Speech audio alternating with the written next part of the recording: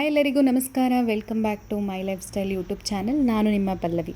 ನನ್ನ ವಿಡಿಯೋಗಳು ನಿಮಗೇನಾದರೂ ಇಷ್ಟ ಆದರೆ ಪ್ಲೀಸ್ ನನ್ನ ಚಾನಲ್ನ ಸಬ್ಸ್ಕ್ರೈಬ್ ಮಾಡ್ಕೊಳ್ಳಿ, ಹಾಗೆ ಲೈಕ್ ಕೂಡ ಮಾಡಬಹುದು. ಇನ್ನು ನಿಮಗೇನಾದರೂ ಸಜೆಷನ್ ಕೊಡಬೇಕು ಅಂತ ಹೇಳಿದ್ರೆ ಕಾಮೆಂಟ್ ಸೆಕ್ಷನಲ್ಲಿ ತಿಳಿಸಿ. ಖಂಡಿತ ಏನಾದರೂ ಚೇಂಜಸ್ ಇದ್ದರೆ ನಾನು ಅದನ್ನು ಅಳವಡಿಸ್ಕೋತೀನಿ. ಹಾಗೆ ಇದು ಮಂಡೇ ಮಧ್ಯಾಹ್ನದಿಂದ ನಾನು ವೀಡಿಯೋನ ಸ್ಟಾರ್ಟ್ ಮಾಡ್ಕೊಂಡಿದ್ದೀನಿ. ಸೊ ಕೆಲವೊಂದು ಸೊಪ್ಪು ಮತ್ತು ತರಕಾರಿಗಳನ್ನ ತೊಗೊಂಡು ಬಂದಿದ್ವಿ, ಅದೆಲ್ಲನೂ ಕೂಡ ಸ್ಟೋರ್ ಮಾಡಿ ಎತ್ತಿಟ್ಕೋತಾ ಇದ್ದೀನಿ. ಸೊ ನನಗೆ ಏನು ಅನಿಸುತ್ತೆ ಅಂದರೆ ಇತ್ತೀಚೆಗೆ ನಾವು ತಿನ್ನುವಂಥ ಫುಡ್ಡು ಲೈಕ್ ಹಣ್ಣುಗಳು, ತರಕಾರಿಗಳು ಈ ಥರದ್ದು ಎಲ್ಲ ಕೂಡ ಸ್ವಲ್ಪ ಕೆಮಿಕಲ್ ಹಾಕ್ತಾ ಬರ್ತಿದೆ. ಅಂದರೆ ಮುಂಚೆ ಎಲ್ಲ ನ್ಯಾಚುರಲ್ಲಾಗಿ ಸೀಡ್ಸಿಂದ ಬೆಳೆಯುವಂಥದ್ದು, ಅಥವಾ ಅದು ಒಂದು ಕಾಲ ಆ ಸೀಸನಲ್ಲಿ ಆ ಫುಡ್ ಇರಬಹುದು, ಅಂದರೆ ಆ ತರಕಾರಿ, ಆ ಫ್ರೂಟ್ಸ್ಗಳು ಈ ರೀತಿ ಸಿಗ್ತಿತ್ತು. ಬಟ್ ಇವಾಗ ಹಾಗಿಲ್ಲ.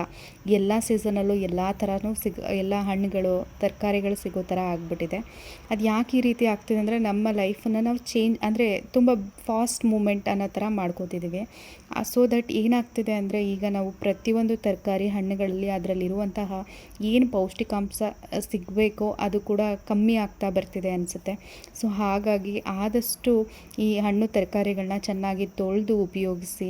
ಇನ್ನು ಹೊರಗಡೆ ಯಾರು ಜಾಸ್ತಿ ತಿಂತಿರ್ತೀರ ಅದನ್ನೆಲ್ಲ ಅವಾಯ್ಡ್ ಮಾಡಿ ಮನೆ ಫುಡ್ಡನ್ನು ಹೆಲ್ತಿಯಾಗಿ ಮಾಡಿಕೊಂಡು ತಿನ್ನೋದಕ್ಕೆ ಸ್ಟಾರ್ಟ್ ಮಾಡಿ ಅಂತ ಹೇಳ್ತೀನಿ. ಯಾಕೆ ಅಂತ ಹೇಳಿದ್ರೆ ನಾವು ಮನೆಯಲ್ಲೇ ಫುಡ್ ಮಾಡ್ಕೊಂಡು ತಿಂತಿದ್ರು ಕೂಡ ಒಂದಲ್ಲ ಒಂದು ಸಮಸ್ಯೆನ ಎದುರಿಸ್ತಿದ್ದೀವಿ.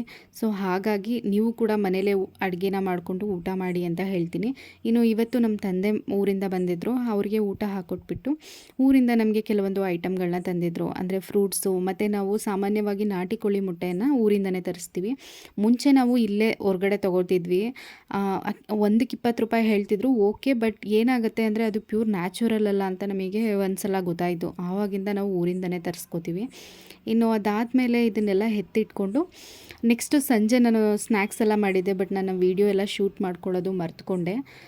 ನೆಕ್ಸ್ಟ್ ಇದು ಟ್ಯೂಸ್ಡೇ ಮಾರ್ನಿಂಗು ನಾನು ಬ್ರೇಕ್ಫಾಸ್ಟ್ಗೆ ಅಂತ ಹೇಳಿ ಇಡ್ಲಿನ ಮಾಡಿಕೊಂಡು ಅದಕ್ಕೆ ಹೀರೆಕಾಯಿ ಸಾಗುನ ಮಾಡ್ಕೊಂಡಿದ್ದೆ.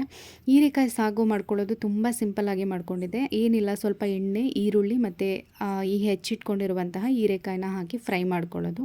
ಇನ್ನು ಮಸಾಲೆಗೆ ಅಂತ ಹೇಳಿ ಸ್ವಲ್ಪ ತೆಂಗಿನಕಾಯಿ ತುರಿ, ಚಕ್ಕೆ, ಲವಂಗ, ಶುಂಠಿ, ಬೆಳ್ಳುಳ್ಳಿ, ಒಂದು ಟೊಮೊಟೊ, ಸ್ವಲ್ಪ ಉರಿಗಡಲೆನ ಆ್ಯಡ್ ಮಾಡಿಕೊಂಡು ಮಸಾಲೆನ ರೆಡಿ ಮಾಡಿಕೊಂಡ್ರೆ, ಅದನ್ನು ಆ್ಯಡ್ ಮಾಡಿಕೊಂಡ್ರೆ ಸಕ್ಕ ಟೇಸ್ಟಿಯಾಗಿರುವಂಥ ಹೀರೆಕಾಯಿ ಸಾಗು ರೆಡಿ ಆಗುತ್ತೆ. ಇನ್ನು ಅದರ ಜೊತೆಗೆ ನಾನು ಎಗ್ ಮತ್ತು ಈ ತರಕಾರಿಗಳನ್ನೆಲ್ಲ ಹಾಕ್ಕೊಂಡು ಫ್ರೈ ಮಾಡ್ಕೊಂಡಿದ್ದೆ, ಒಂದು ರೀತಿ ಪಲ್ಯ ಥರ. ಸಿಗೋಣ ಮತ್ತೆ ನೆಕ್ಸ್ಟ್ ವೀಡಿಯೋದಲ್ಲಿ. Until then take care and bye. Thank you.